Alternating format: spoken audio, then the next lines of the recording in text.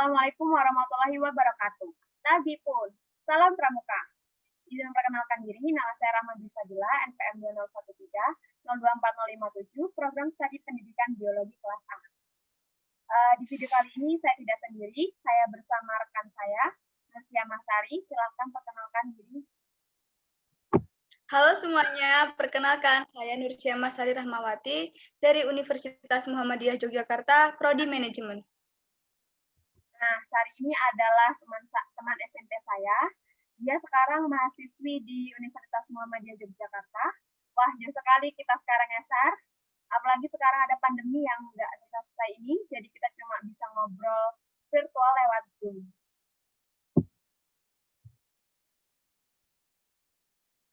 Nah, di sini saya akan mewawancarai Sari tentang perilaku atau tindakan yang mencerminkan tentang dasar Dharma Pramuka. Kenapa saya mewawancari dia? Karena dia adalah seseorang yang sangat menginspirasi buat saya, karena dari dulu, dari TK, SD, SMP, dia adalah seseorang yang sangat pintar, cerdas, aktif, selalu ranking di atas. Maka dari itu dia sangat menginspirasi buat saya. Oke, lanjut. Gimana kabarnya, Sari? Alhamdulillah sehat, Dila. Gimana kuliahnya, lancar? Sejauh ini masih lancar. Nah, di sini saya mau tanya-tanya nih, boleh kan? Oke, Dila, boleh banget. Oke, kesibukan kamu sekarang apa sih kalau boleh tahu? Kenapa? Kesibukan kamu sekarang apa sih kalau boleh tahu? Sekarang ini lagi sibuk kuliah, alhamdulillah. Kuliahnya udah ada yang offline, tapi masih kebanyakan online. Jadi ya udah sibuk di kosan aja ngerjain tugas kuliah online. Wah, pasti banyak banget dong itu tugasnya. Iya, banyak banget tugasnya. Ya, sama nih. Oke, berarti ini kamu udah mulai ngekos ya, Sar? Aku udah mulai ngekos. Dari kapan?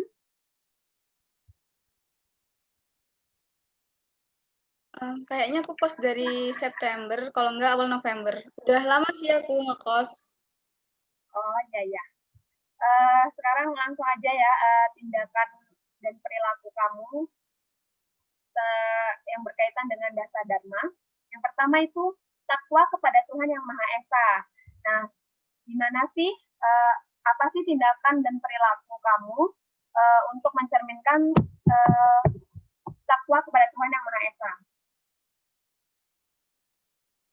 Perilaku yang biasanya aku lakuin untuk mencerminkan ketuhanan, takwa kepada Tuhan Yang Maha Esa itu, yang jelas itu menjalankan sholat 5 waktu. Karena itu kan salah satu tiang agama kita ya. Nah, selain itu, di Universitas Muhammadiyah Yogyakarta ini kebetulan ada kegiatan BTA. BTA itu baca tulis Al-Quran. Jadi itu tuh kita lebih memperbaiki makhrajnya, tajwidnya di situ. Terus ada juga kegiatan kuliah intensif seperti pondok pesantren yang harus diwajibkan diikuti karena kegiatan itu tuh menjadi salah satu syarat agar kita bisa lulus dari Universitas Muhammadiyah Yogyakarta. Selain itu ada juga kajian-kajian online. Jadi kadang saya juga mengikuti kajian-kajian online seperti itu, Dila. Wah, sangat menginspirasi sekali ya, apalagi anak muda di zaman sekarang masih banyak yang belum sholat 5 waktu, masih pada males dan nggak mau ikut kajian-kajian gitu. Mantap, Sari. Kemudian cinta alam dan kasih sayang sesama manusia. Nah, perilaku, nah kita sebagai mahasiswa nih, apalagi dulunya kamu kan anak pramuka banget nih, ya pastinya cinta alam dong. Terus perilaku apa sih yang sudah kamu terapin sebagai wujud cinta alam?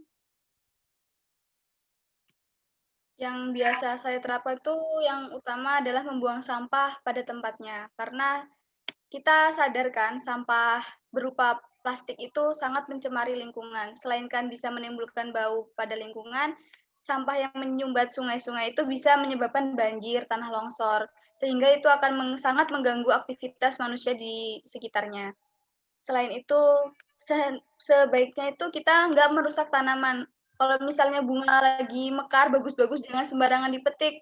Bunga juga makhluk hidup yang seharusnya kita lindungi. Begitu, Dila. Wah, keren sekali jawabannya.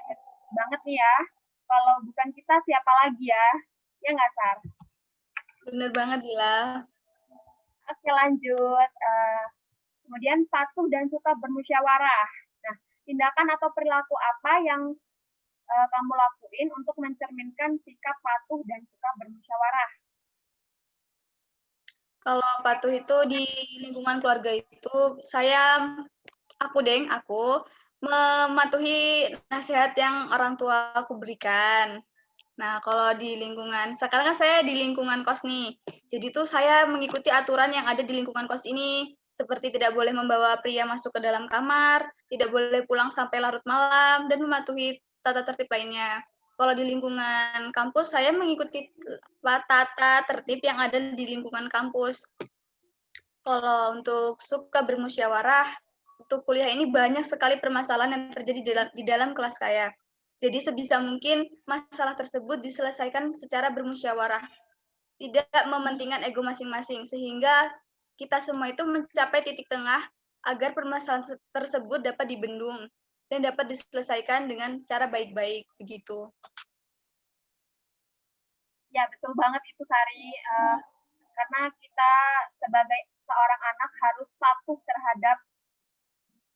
dan berbakti kepada kedua orang tua. Kemudian kita juga di dalam kelompok harus bermusyawarah supaya dapat memecahkan masalah. Oke, lanjut. Pertanyaan selanjutnya yaitu rela menolong dan tabah. Tindakan apa sih yang udah kamu lakuin sebagai manusia yang rela menolong? Belakangan ini saya seringkali menolong teman-teman saya yang kesulitan dalam mencari tahu lokasi-lokasi di daerah Jogja ini. Mereka itu banyak sekali dari luar Pulau Jawa dan baru datang. Jadi sebisa mungkin jika mereka memerlukan saya untuk memberitahu arah jalan mereka ingin kemana, saya menolongnya dengan ikhlas. Seperti baru-baru ini juga ada banyak sekali orang-orang di pinggir jalan itu meminta sumbangan atas terjadinya gunung yang ada di NTT, saya lupa sih namanya apa, itu minta sumbangan. Jadi kita sebaiknya membantu menolong, walaupun yang warga NTT itu tidak satu pulau dengan kita, sebaiknya sebagai manusia itu kita menolongnya, jangan hanya mengabaikannya, karena kita itu sama-sama manusia, jadi kita harus menolongnya dengan ikhlas. Keren banget, Sari. Bener banget, kita harus saling tolong-menolong terhadap sesama. Apalagi sekarang ini, termasuk kamu kan lagi nolong aku buat tugas wawancara ya. Oke, lanjut. Pertanyaan tentang hemat, cermat, dan bersahaja. Gimana sih cara kamu mengatur keuangan sebagai anak kos? Nah, ini nih, kan kita udah lulus SMA nih, kita udah kuliah, pasti uang jajan ditambah dong, nggak mungkin nggak ditambah. Jadi sebisa mungkin itu separuh dari uang jajan itu ditabung. Kita harus benar-benar membuat rincian untuk apa saja yang kita belanjakan selama bulan-bulan yang kita lewati. Jadi jangan sampai kita itu menghamburkan uang hanya untuk gaya-gayaan. Karena kita itu sudah kuliah, kalau bisa ditabung, jangan bersikap hedon, walaupun Jogja katanya kota wisata, tapi masih bisa irit kok, tetap bisa irit. Bisa diatur dengan baik keuangannya. Tinggal kita memilih pergaulan saja. Kalau kita bergaul dengan orang yang suka hanya main, nggak niat kuliah, mungkin akan habis tengah jalan uangnya. Tapi kalau kita bisa memanage diri kita, pasti kita bisa memanfaatkan uang yang diberikan oleh orang tua kita, dan kita masih bisa menabung. Begitu. Wah ya bener banget tuh, kita tuh sebagai anak kos kan, belum sih, kalau saya belum, tapi saya sangat terinspirasi dari kamu, Sari. Karena saya juga kan bentar lagi akan ngekos juga ya. Oke, lanjut Sari. Pertanyaannya tentang disiplin, berani, dan setia. Nah, tindakan atau perilaku apa sih yang sudah kamu terapkan untuk disiplin mengatur waktu di kosan? Jujur sebenarnya semenjak di kosan ini saya selalu masang alarm untuk mengingatkan waktu sholat, waktu mulai pelajaran mata kuliah, waktu mengerjakan tugas saya selalu memasang alarm. Jadi saya itu memanage waktu saya dengan alarm-alarm tersebut. Itu menurut saya lebih efektif daripada saya tidak memasang alarm. Di alarm itu tuh sudah ada tandanya, saya harus mengerjakan tugas mana yang lebih dahulu, apa yang harus saya kerjakan terlebih dahulu. Jadi saya tidak merasa kebingungan dengan adanya alarm tersebut. Sekiranya begitu kalau buat saya. Wah, bener banget tuh, penting banget kita memanage waktu supaya kita nggak ketinggalan ngumpul tugas, nggak ketinggalan sholat, nggak ketinggalan ada jam pelajar, ada jam mata kuliah, ya Sar ya. Iya, bener banget Dila. Alarm itu sangat membantu saya saat ini. Oke, lanjut pertanyaan tentang bertanggung jawab dan dapat dipercaya. Nah, gimana sih bertanggung jawab ala kamu?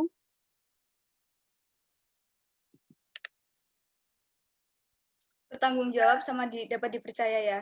Kalau di sisi keluarga, pasti saya itu sangat diberikan kepercayaan dari orang tua saya untuk kuliah jauh banget nih ke Jogja. Nah, kepercayaan itu tuh jangan sampai saya sia-siain gitu. Itu juga tuh salah satu bentuk tanggung jawab saya terhadap orang tua saya.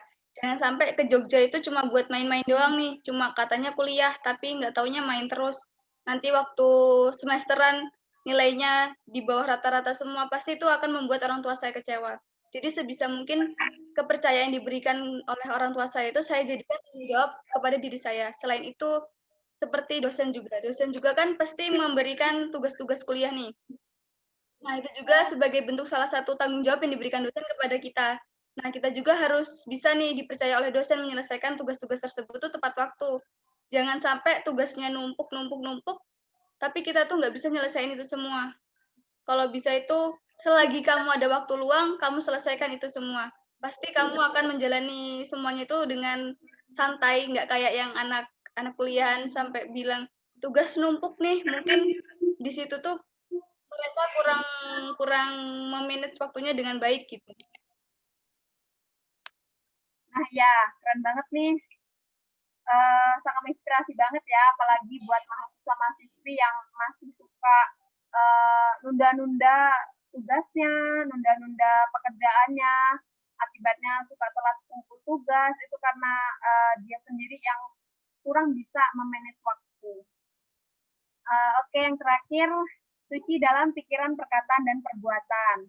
Nah, gimana sih tindakan kamu untuk suci dalam pikiran, perkataan, dan perbuatan?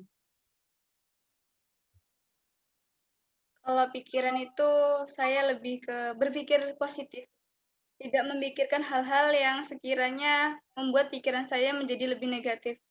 Kita itu harus optimis, nggak boleh mikir yang enggak-enggak.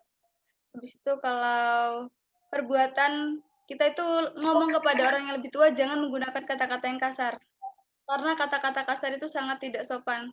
Bahkan dengan teman sebaya pun kalau bisa dengan kata-kata yang lebih sopan gitu.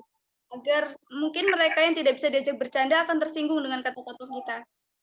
Kalau perilaku, banyak sekali media sosial, kita harus memanfaatkan media sosial tersebut itu untuk memotivasi diri kita untuk menjadi lebih baik ke depannya. Jangan sampai media sosial meracuni pikiran kita untuk melakukan hal-hal yang buruk, melakukan hal-hal yang kotor yang tidak disukai oleh orang-orang ataupun agama begitu, Dila. Nah, itu dia tadi wawancara saya bersama Nusia Masari Rahmawati yang sangat menginspirasi buat saya tentang perilaku atau tindakan yang dia terapkan tentang Dasa Dharma Pramuka. Nah, itu saja yang dapat kami sampaikan. Kurang lebihnya kami mohon maaf. Wassalamualaikum warahmatullahi wabarakatuh. Salam Pramuka.